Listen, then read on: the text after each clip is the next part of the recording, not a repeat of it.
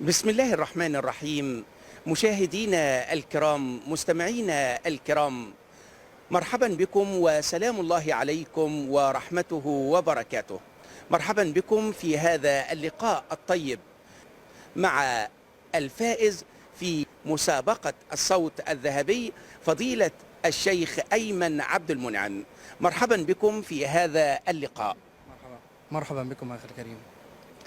الفائز في مبادرة اكتشاف الصوت الذهبي فضيلة الشيخ أيمن عبد المنعم، من أي البلاد أنت؟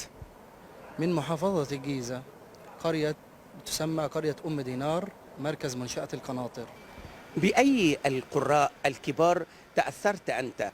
والله أنا أحب أن أسمع المدرسة المصرية، منها سيدنا الشيخ مصطفى إسماعيل، وسيدنا الشيخ المنشاوي، وسيدنا الشيخ محمود علي البنا، والشيخ محمود خليل الحصري، وغيرهم من القراء كسيدنا الشيخ الشحات محمد أنور، والشيخ عبد العزيز حصان، ونخبة كبيرة من القراء. مصر ولادة يعني، الحمد لله رب العالمين. الحمد لله. وستظل بلادنا الحبيبة مصر دولة التلاوة بمشيئة الله تعالى.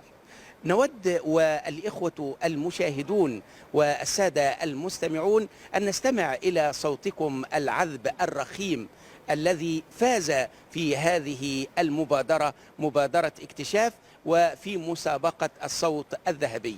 فهلا أسمعتنا مما تيسر من كتاب الله عز وجل. أعوذ بالله من الشيطان الرجيم. بسم الله الرحمن الرحيم.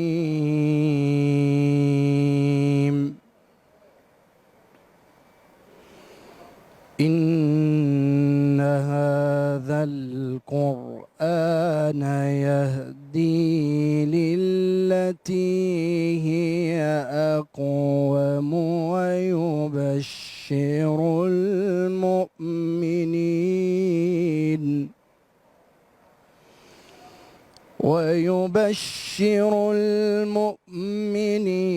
الذين يعملون الصالحات أن لهم أجرا كبيرا، وأن الذين لا يؤمنون بالآخرة أعتدنا لهم عذابا أليما. ويدعو الإنسان بالشر دعاءه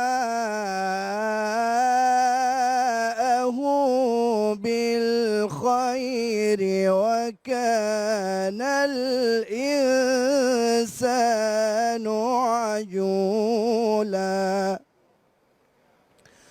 وجعلنا الليل والنهار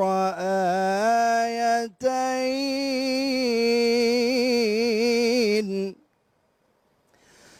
فمحونا آية الليل وجعلنا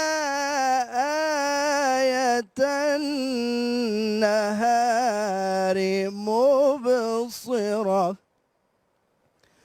مبصرة لتبتغوا فضلا من ربكم ولتعلموا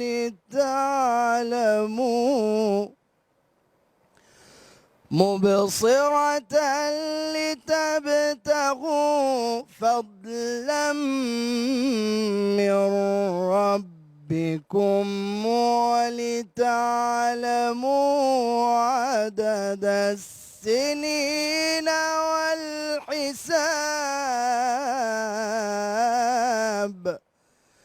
وكل شيء فصلناه تفصيلا.